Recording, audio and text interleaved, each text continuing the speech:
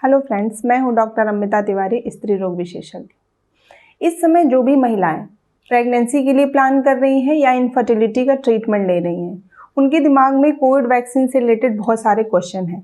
जैसे कि क्या कोविड का वैक्सीनेशन कराना उनके लिए सेफ है? क्या अगर वो कोविड वैक्सीन लेती हैं तो उनके प्रेगनेंसी की दर पे कोई कमी आ जाएगी? अगर वैक्सीनेशन लेने के बाद वो प्रेग्नेंट होती हैं तो क्या उनके बच्चे को कोई नुकसान होगा? अगर वो कोविड वैक्सीनेशन लेती हैं तो उसके बाद उनको अपनी प्रेगनेंसी की प्लानिंग जो है या इनफर्टिलिटी का ट्रीटमेंट जो है उसको डिले तो नहीं करना पड़ेगा? और अगर उन्होंने वैक्सीनेशन का एक डोज ले लिया और प्रेगनेंसी हो गई तो क्या उन्हें दूसरा डोज लेना चाहिए या नहीं? तो फ्रेंड्स, इस वीडियो में मैं आप लोगों के इन सारे क्वेश्चन को कवर करूंगी।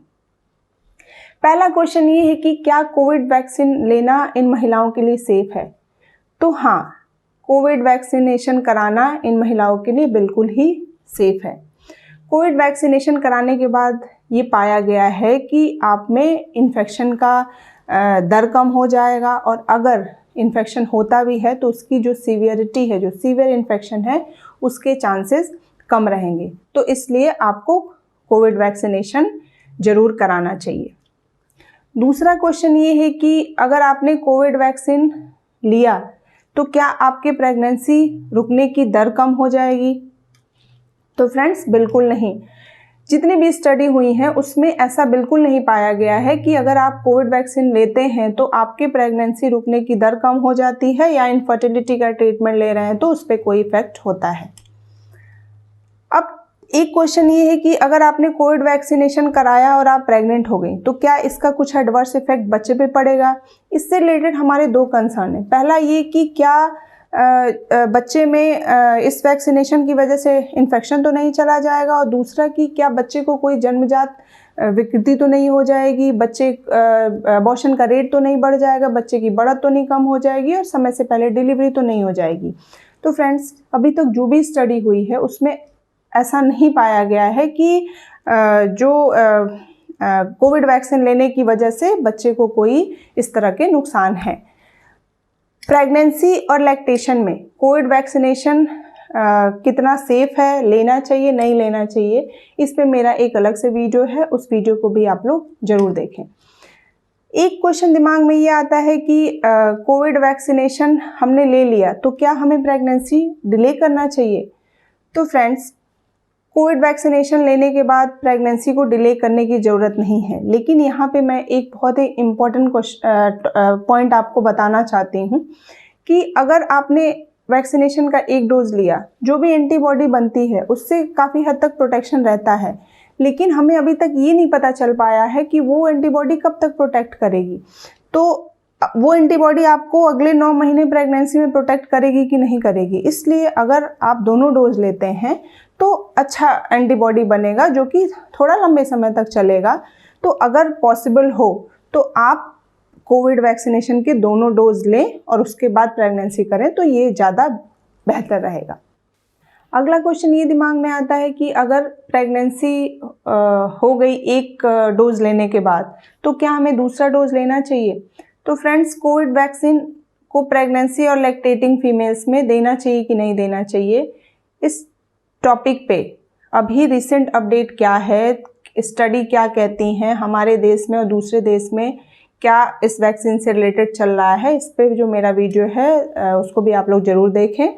उसमें मैंने डिटेल में इसके बारे में बताया है। यहाँ पे सिर्फ मैं ये बताना चाहती हूँ कि अभी तक जो भी स्टडी हुई है कोविड वैक्सीन का प्रेगनेंसी और लैक्टेशन में, तो अभी सेफ पाया जा रहा है, और जो भी प्रेस्टीजियस ऑर्गेनाइजेशन हैं वो यही बोल रहे हैं कि कोविड वैक्सीन को प्रेगनेंसी और लैक्टेटिंग फीमेल में दे सकते हैं। हमारे देश में अभी तक जो भी वैक्सीनेशन प्रोग्राम है उसमें प्रेगनेंसी और लैक्टेशन को इंक्लूड नहीं किया गया, क्योंकि सफिशिएंट डेटा अभी नहीं है इतना कि इसकी सेफ्टी के बारे में कंफर्म बोला जाए। एक क्वेश्चन हमारे दिमाग में आता है कि अगर प्रेगनेंसी हो गई और हमने पहले कोविड वैक्सीनेशन ले लिया है, हमें पता नहीं था, तो क्या प्रेगनेंसी को टर्मिनेट करने की ज़रूरत है? तो ऐसा नहीं है, क्योंकि जो भी स्टडी हुई है उसमें कोविड वैक्सीन की टेराटोजेनेसिटी नहीं पाई जा रही है, मतलब कि बच्चे में जन्मजात विकृति करे ऐसा नहीं देखा गया है, तो इसलिए प्रेगनेंसी को टर्मिनेट करने का कोई रिकमेंडेशन अभी नहीं है। एक बात ये है कि क्या अगर हमें कोविड वैक्सीन लेना है तो उससे पहले हमें यूरिन प्रेगनेंसी टेस्ट करना चाहिए और ये देखना चाहिए कि हम प्रेग्नेंट हैं कि नहीं, तो ऐसा बिल्कुल भी रिकमेंडेशन नहीं है। आपको यूरिन प्रेगनेंसी टेस्ट करने की ज़रूरत नहीं है। एक बहुत ही इंपॉर्टेंट क्वेश्चन सबके दिमाग में है कि क्या एक बार कोविड इन्फेक्शन हो गया, हमारे बॉडी में एंटीबॉडी बन गई है, तो हमें कोविड वैक्सीनेशन कराने की ज़रूरत है? तो फ्रेंड्स हाँ, अगर आपको एक बार इन्फेक्शन हो गया तब भी आपको कोविड वैक्सीनेशन लेने की ज़रूरत है, क्योंकि इन्फेक्शन से जो एंटीबॉडी बनी है वो आपको कब तक प्रोटेक्ट करेगा इसका अभी कंफर्मेशन नहीं हो पाया है। तो आपको कोविड वैक्सीन लेने से डेफिनेटली फ़ायदा होगा। तो इन्फेक्शन से रिकवरी होने के 4 से 8 हफ्ते बाद आपको कोविड वैक्सीनेशन लेना चाहिए।